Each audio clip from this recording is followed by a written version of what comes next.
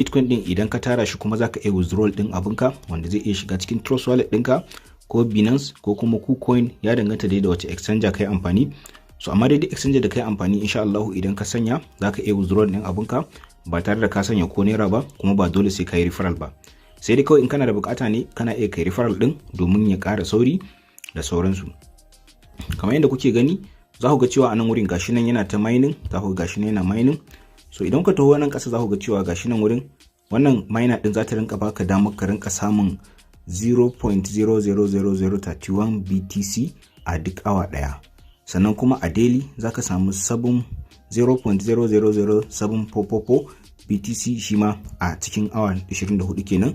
A cikin sati ɗaya kuma za ka samu 0.005211 wanda wannan shine minimum withdrawal ɗinsa. Za ka iya ka cire wannan idan ka same shi, wanda akalla kimanin shi kai kusan darajar 4 ko kuma $5. Kaga wannan koda a ce shine kake cirewa duk sati kana cire 4 ko $5, kaga ba karamin alheri bane ba. Wanda kuma wannan ba ne ka zaka sa ba abin da zaka sanya, kawai dai zaka tsaya ne kullun ka rinka dagewa kana shigowa kana tabawa, wanda zaka ga cloud mining ne, ba kai zaka rinka shigowa kana taba shi wai shi ya mining ba, a'a kawai cloud mining ne. Kullun da kai riga ka gama registration kai komai da komai sun zai rinka mining da kanshi. Idan ma wai a ce sun zo sun maida shi wanda a rinka tabawa, to insha Allah za mu update din ku cewa ga yanda zaka rinka tabawa kuma ka taba din yayi. So idan kuka zo nan wurin kasa za ku ga cewa a wata zaka samu kusan 0.002233 BTC, wanda wannan da kuke ganin shi a gaskiya yana da matukar yawa. Wannan idan aka yi converting din shi into dollar za ka ga cewa abu ne mai yawa. To uwa uba ma kai converting din shi into naira, shi ma za ka ga cewa abu ne mai yawa. So idan ka taho nan kasa za ka ga cewa nan wurin referral code ɗinka ne. Idan kana so wai irin kai invite mutane, to za ka iya ka ɗauka ka yi referral domin ka ƙara saurin mutane kuma mining ɗinka ya ƙara sauri.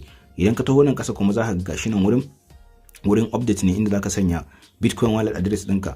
To yanzu kama alal misali ni zan sanya Bitcoin wallet address, kawai ka taɓa shi kama haka. In ka taɓa shi so in ka ɗauko wallet address ɗinka sai ka sanya kai pasting ɗin shi nan. Yanzu kama alal misali a ce akwai wallet address mun ɗauko, so kawai za ka zo ka sanya sai ka sa shi nan, sai ka taɓa wannan wuri inda ga update kama haka. Idan ka taɓa shi za ka ɗan bashi lokaci ya ɗan wuce.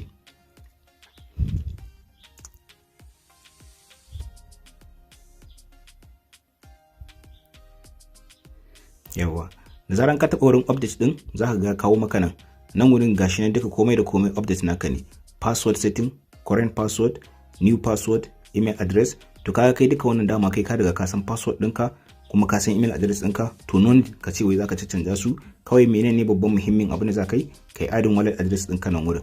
To alal misali yanzu a ce kana so ka ɗauko wallet address ɗinka ce ta Binance, ko kuma kana so ka ɗauko ta Trust Wallet ko ta KuCoin, kaga zaka shiga cikin wannan exchanges ɗin ne. Kamar yanzu alal misali a ce za mu ɗauko ta Binance, bari mu shiga Binance mu ɗauko ta Binance alal misali, sai kuma mu shiga ta Trust Wallet kuma mu ɗauko ta Trust Wallet.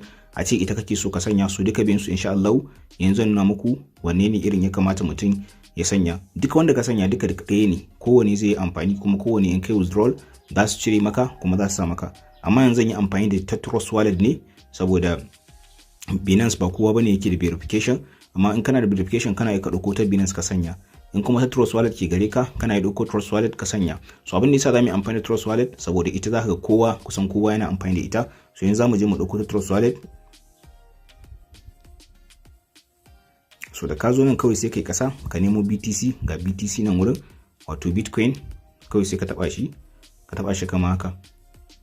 Da ka taba shi kama haka sai ka zo ka danna wannan wurin copy, saka za ku ga cewa gashi nan yayi copy. So kawai sai ka dawo nan, in ka zo nan kawai sai ka danne shi kama haka. So da ka danne kawai abin da za ka yi nan sai ka danna save. So ba ita zan yi save ba gaskiya saboda ni ta Binance zan yi amfani da ita. Kawai za ka danna save nan. Kana danna save insha Allah za ka ga nuna maka save successful. So da yana maka successful shikenan kawai za ka ga cewa yayi. Nan kuma idan kana so ka sanya two factor authentication ne, amma dai gaskiya wannan kada wanda ya sa shi saboda suna da matukar problem in ka sanya two factor authentication, saboda idan ka rasa wayanka za ka rasa kaman account din kenan gaba daya. So wannan kenan. So tunda na gwada muku yadda zaka zo kai adin abun nan ɗinka, gashi nan wurin zaka kuma wurin kama a ce upgrade ne, sai dai kuma kada ka damu upgrade ne wanda in kana so ka sanya kuɗi in yana so ya ƙara sauri da sauransu, kamar dai irin yadda ake akwai cikin crypto tab browser da sauransu.